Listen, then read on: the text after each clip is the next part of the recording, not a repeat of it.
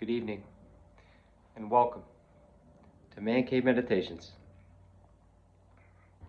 Let's dive in. So I hope this finds you well. This 1st of June, 2025. Certainly so far seems to be a banner year.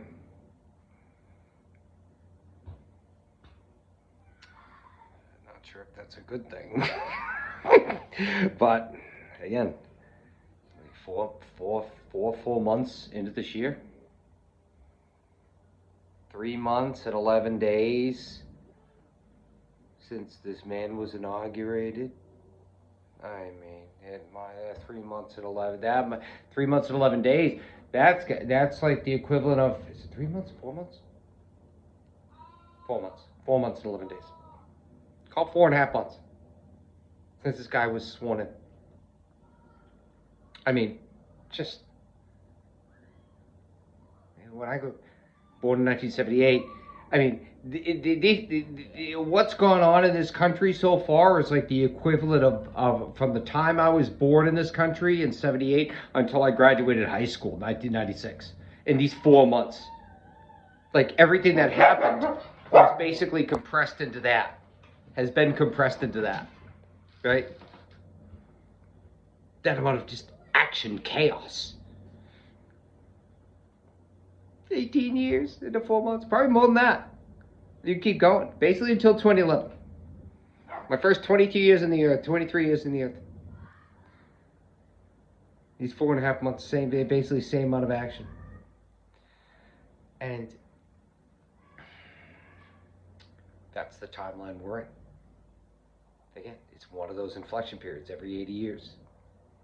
And I truly feel that we are in one of those, we're in a pivot point.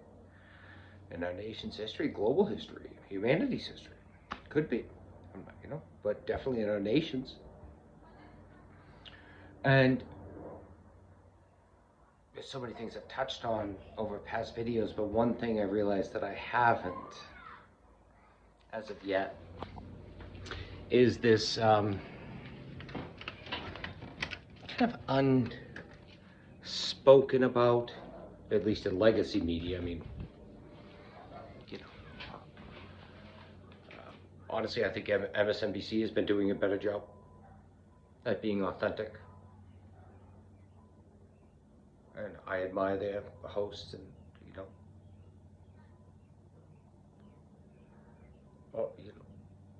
male and female, like just Nicole Wallace, Melba. Hey, yeah, I feel like they're trying to fight the fight.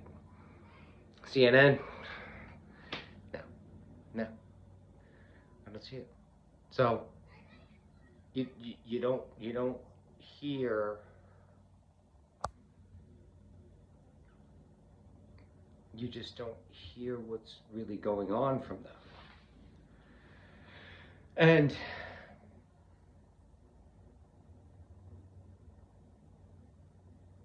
this whole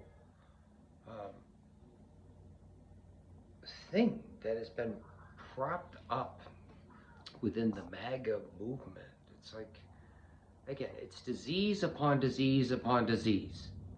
So I've talked about the disease of Trump and then the disease of Fox and all the column articles in the back of the wheel, like your Tim Pools, your Ben Shapiro's, all this, independent media. It's all the same thing. But then I've talked about that.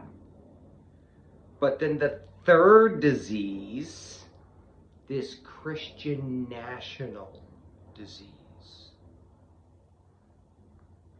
that has, for the most part, been completely unreported by the legacy media. It is not. It has been reported by independent media. Yeah. One station that I love to watch, iHip News. These very intelligent, lovely ladies live in Oklahoma. They have almost 1 million subscribers. I watch them. I don't know if they know I watch them, but I do. I think it's mostly like a female following, which it shouldn't be. It should be anybody. But anyway, these ladies who run, host this show, they live in Oklahoma, which is like, something like ranked like, 49th to 50th in the country in education. Like the superintendents, the schools wants to start like pass the law so that it's taught to the kids that the 2020 election was stolen. Shit like that. It's just a backward. It's just backward. Like full mag. And I've never lived in that, and most people haven't lived in that. And this whole and anyway, what they talk about in this show that they have a lot of times they hit on most things, but one of the things that they hit on is the threat of this Christian nationalism, because they live in a state that it's there, it's prevalent, it's enacted. Most blue states it's like a potentiality, but when you're living in it,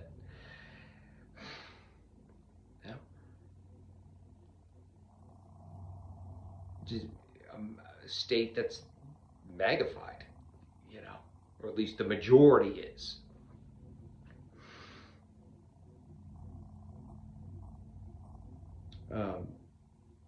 And thinking about this movement, this whole Christian national movement, it's like I was thinking about it, and it's almost like taking a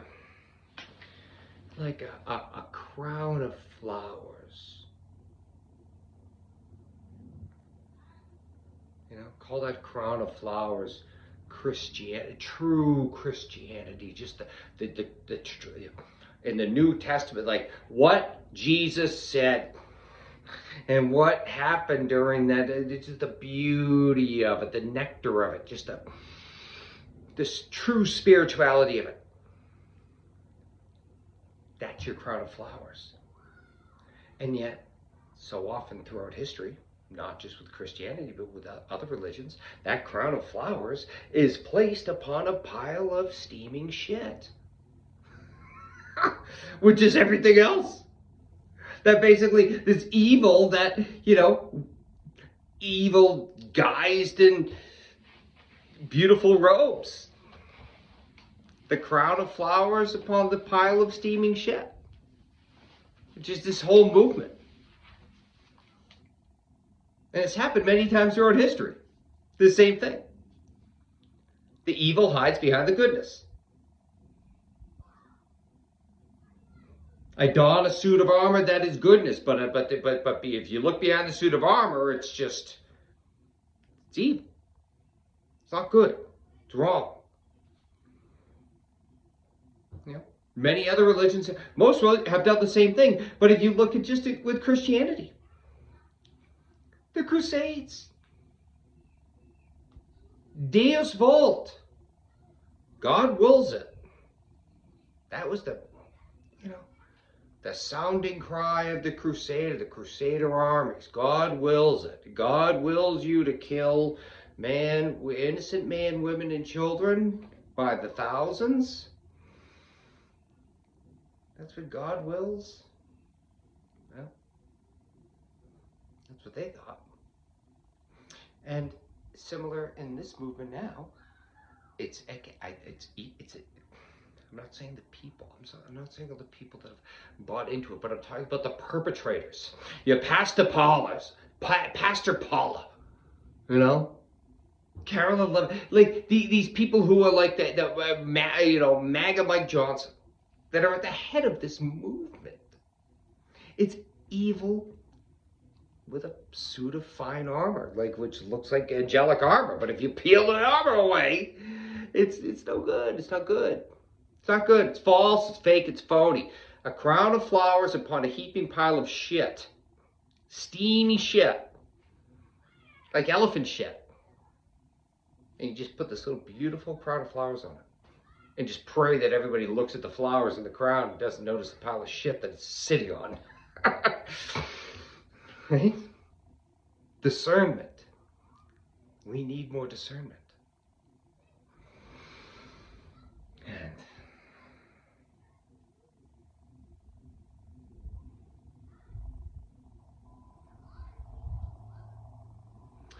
again, I've seen it recently. It's not because of anything I've said, but I've seen it recently of just shining the light on these people. Maybe I've just noticed it more, but I feel like it's been increasing, where people are shining the light on these, you know, these individuals within the administration. I saw it with Carolyn Levitt recently. I saw it with Trump. Yeah, just put what is in front of their face. And they absolutely and completely lose their minds. They can't handle it. They can't. They can't. And you just, the Democratic Party, you know,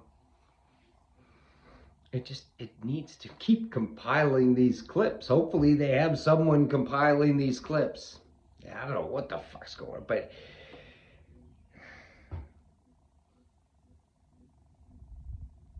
there's so much. It's like this whole thing. This whole movement is basically, it's being handed to somewhat, you know, those of competence, those who feel with authentic character. It's this whole, all the doings of this evil. It's like being handed to whatever could confront it. It's like being handed to them on a silver platter. Here you go. Fight me, confront me. It's just right out there in the open. And what should be apparent at this point is that the current leadership is incapable of meeting that moment, of stepping up to that.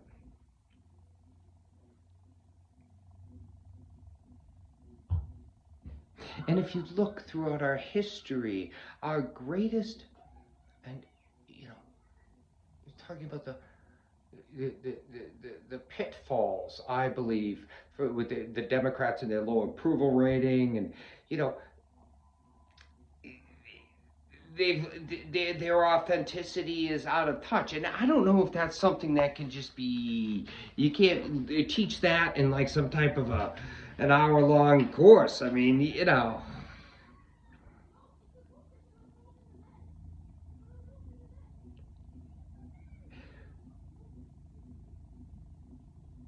And if you look throughout our history at some of our greatest leaders, whom we democratically, but anyone looking at our country historically as it comes upon its 250th anniversary, it must be acknowledged that our one trait among many, that our greatest leaders, FDR, Lincoln, Teddy Roosevelt,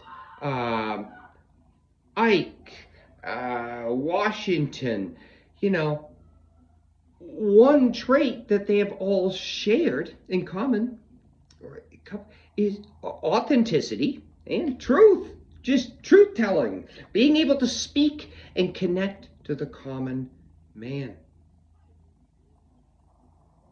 Right? If they all had something, they all had that in common. Right? DC, or whatever place of power there is, you call it Versailles in France, or you know, Berlin in Germany, or, you know, London and, you know, in England. DC is it's its own, it's a bubble. It's a bubble of power and influence, and it sucks people in, and almost it makes them conform to it. But the greatest of our leaders have been people who are already, they were of such strength that they did not conform to that bubble. They entered the bubble and made change based upon their strength, inner strength that they already had. Our greatest leaders have had that in common. Authenticity. Authenticity will pierce through the veil of deception. It will every time. moment to moment in modern day life, or in, obviously in DC, which is the ultimate veil of deception. Okay? Everything competing for power. So, that's what is going to be imperative for our next candidate. And I know that we shouldn't be talking about this and that. Yeah, well, you know what? It doesn't mean that it has to happen now. But just because you're not ready to buy your first home today doesn't mean, and it could be in 3 years, it doesn't mean that you can't start thinking about today about what you want your first home to be. Do I want 3 bedrooms, or 2 bedrooms, or I want to be near the city, not near the city? We can define, we can begin defining what we want our next candidate to be. And I would argue that in order, not only in order to win, but to enact positive change upon winning, it should not be someone from the establishment. It should not. It should not. It must be someone, and it could be, there could be someone rising, I don't know, but it's got to be someone whose authenticity will pierce all that, who can speak to the common man, women, just who's on the verge of suffering, Because right now it's like the bomber flew over the city and let the bomb out, and we don't realize, we don't realize that the bomb's been let go because it's still in the air. So we just think everything's, right as rain. The bomb's coming. It's coming. And it's going to be a slow burst. It's going to intensify in its hit. And people are going to protest. He could double down. I don't. Yeah, who knows? Will the Congress step up? I mean, who knows? Will the military say no if he tries to command them? Who knows? I mean, this is the time that tries men's souls. Thomas Paine. It's as if we can just look at these different eras, these 80-year epics, and just of our history, and just look to these times to just find, because when a nation, a collective, comes under existential threat, and the darkness rises to take it over, the light has to rise to meet it. Call it, proper universal conduct. I don't even know the words, but that's how it goes. So I still feel, as I said in one video where I talked about Mark Cuban, or could be the governor of Illinois, Pritzker, someone of great power, someone's going to come forward. And I believe that I feel it's going to be a he. I'm not saying women won't run, but I feel that he already knows that he's going to be doing this, but he's not saying it yet for what, playing the game. And whoever that one is, or it could be more than one that tries to get at it, knows within that he is someone who could knock Trump on his ass, and who the Democratic Party can rally behind. I truly feel that. So, 20 minutes, me rambling. All right. Apologize. Have faith. Lots of love.